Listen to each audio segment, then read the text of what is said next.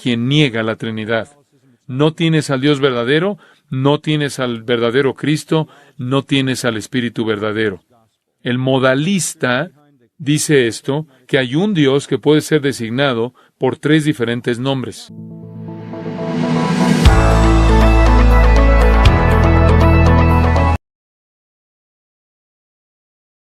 A nivel mundial, hay 24 millones de carismáticos que pertenecen a un grupo que puede ser llamado los pentecostales de unidad. ¿Qué es el pentecostalismo de unidad? Algunas veces lo ves como Jesús únicamente. Niega la Trinidad. 24 millones niegan la Trinidad. Alrededor de 1 de cada 4 en Estados Unidos de Norteamérica. ¿Qué es lo que creen? Creen en lo que se llama el modalismo, que solo hay un Dios y aparece en 3 modos diferentes. Algunas veces es el Padre, algunas veces es el Hijo, y algunas veces es el Espíritu, pero nunca es los 3 al mismo tiempo. Él tiene estos 3 modos en los cuales Él puede aparecer. Un poco de problema, ¿no es cierto con esto en el bautismo de Jesús, verdad? Y Él está cambiando rápidamente ahí, pero remontándonos al credo atanasio, fue establecido que Dios es el Padre, Hijo, Espíritu, 3 personas que son coiguales, coexistentes, divinas. El modalismo ha sido condenado a lo largo de la historia de la Iglesia como una herejía al nivel más elemental que literalmente ataca la naturaleza de Dios y te aísla de la posibilidad de la salvación. Probablemente el pentecostal de unidad más prominente que conocerías tú sería T.D. Jakes, quien niega la Trinidad.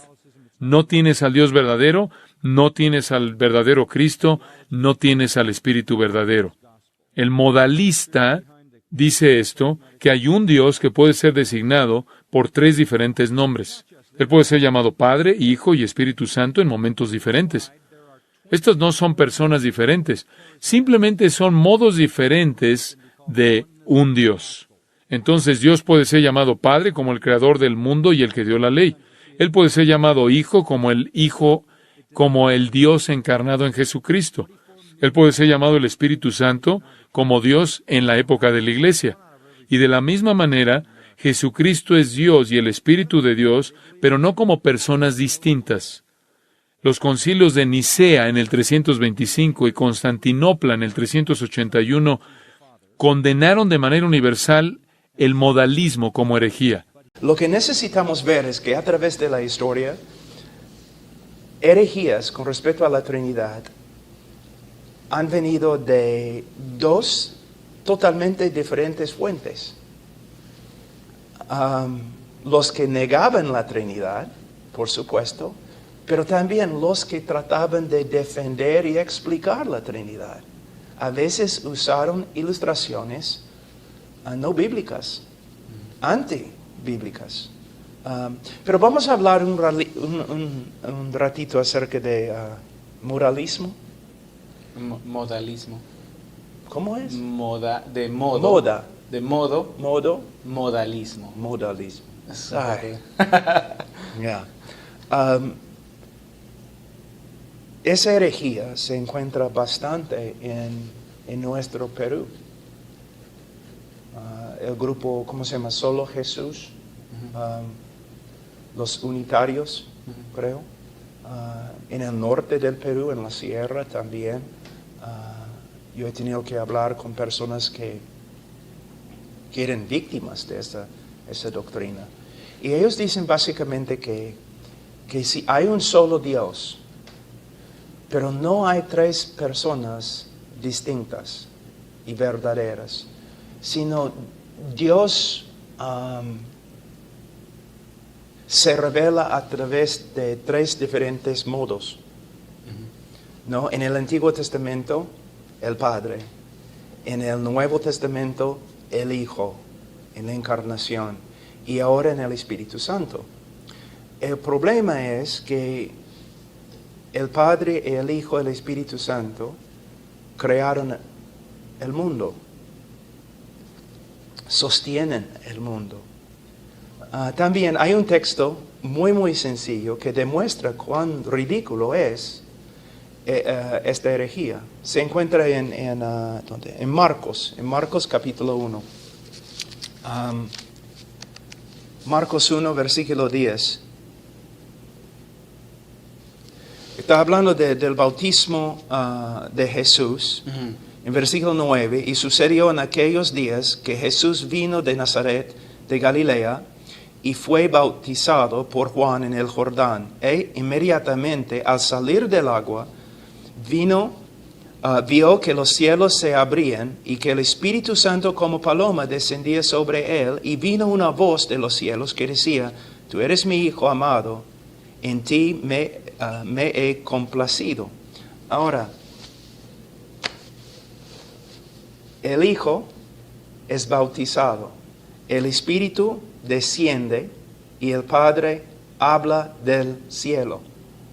Entonces, el Hijo en el agua, bautizado, el Espíritu descendiendo sobre él y el Padre hablando del cielo. En esta ilustración tan sencilla ya podemos ver que la doctrina es una herejía, que no es, como ellos dicen, un solo Dios, una sola persona que se manifiesta en tres diferentes modos, sino un solo Dios, tres personas distintas y verdaderas: el Padre, el Hijo y el Espíritu Santo. Ahora, una persona me dice: pero explica la doctrina. Mira, la verdad no depende de mi capacidad de explicarla. La verdad es la verdad. Se sostiene a solas, sin yo. No me necesita, ¿no? Yo solamente, como un hombre limitado, yo solamente tengo que someterme a las Escrituras. Un testigo una vez estaba hablando conmigo y yo le dije: mira, la diferencia es, tú te sientes capaz de inventar nuevas doctrinas. Yo me someto a solamente lo que se revela en las Escrituras. Yo no tengo opciones porque yo creo que la Biblia es la palabra de Dios. Y si la Biblia me dice que Dios es uno, yo tengo que afirmar, conforme a cómo se explica en las Escrituras, que Dios es uno. Y si la Biblia me dice que el Hijo, el Padre, el Hijo, el Espíritu Santo, cada uno lleva el nombre de Dios, yo tengo que aceptarlo. Yo no tengo opciones. Y las sectas, ellos se sienten capaces de no solamente inventar doctrinas diferentes, sino cambiar las Escrituras, como los testigos lo han hecho en su traducción. ¿No? Otra cosa que quizás es muy, muy importante decir, que una manera de ver la Trinidad, una manera práctica, es que en Juan 1:18, vamos a Juan 1:18.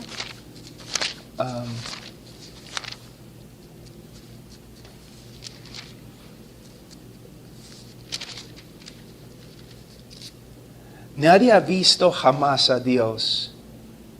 El unigénito Dios que está en el seno del Padre, Él le ha dado a conocer. Entonces, el Padre es el Dios invisible, que según las Escrituras nadie lo ha visto, nadie, no en su plena gloria, pero Jesús sí, y Jesús nos ha explicado quién es Dios, por medio de su encarnación y por medio de sus obras y por medio de sus enseñanzas. Entonces el Padre es el Dios invisible, el Hijo es el Dios encarnado. Y podemos ver de un texto que ya hemos leído, versículo 1 y versículo 14 del libro de Juan. ¿No? En versículo 1, en el principio existía el Verbo y el Verbo estaba con Dios y el Verbo era Dios.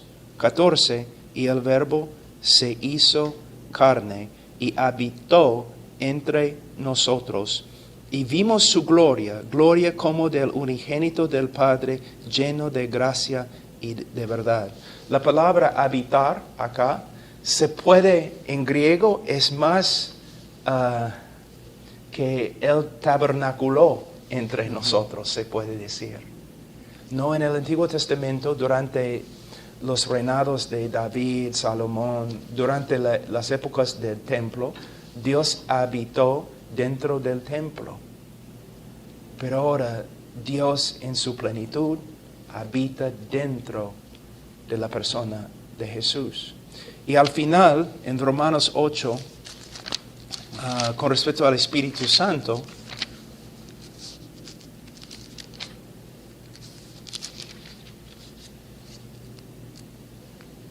dice, sin embargo, vosotros no estáis en la carne, sino en el Espíritu, si en verdad el Espíritu de Dios habita en vosotros.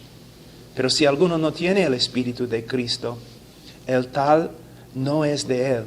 Aquí podemos ver que el Espíritu Santo es Dios habitando en nosotros. Entonces, el Padre en el cielo, que nadie lo ha visto en la plenitud de su gloria, el Hijo que nos ha revelado al Padre, y también el Espíritu Santo que ahora habita, mora dentro del creyente. Y también en el texto que yo leí hay algo muy interesante. Simplemente escucha lo que dice. Sin embargo, vosotros no estáis en la carne, sino en el Espíritu. Hablando del Espíritu. ¿Okay? Si en verdad el Espíritu de Dios habita en vosotros, pero si alguno no tiene el Espíritu de Cristo, el tal no es de Él. En un texto que no tiene como su propósito principal enseñar la Trinidad, enseña la Trinidad. Entonces es una doctrina en la cual podemos confiar, es una doctrina que tenemos que creer si de verdad somos cristianos. Uno que niega la Trinidad no es cristiano, no es.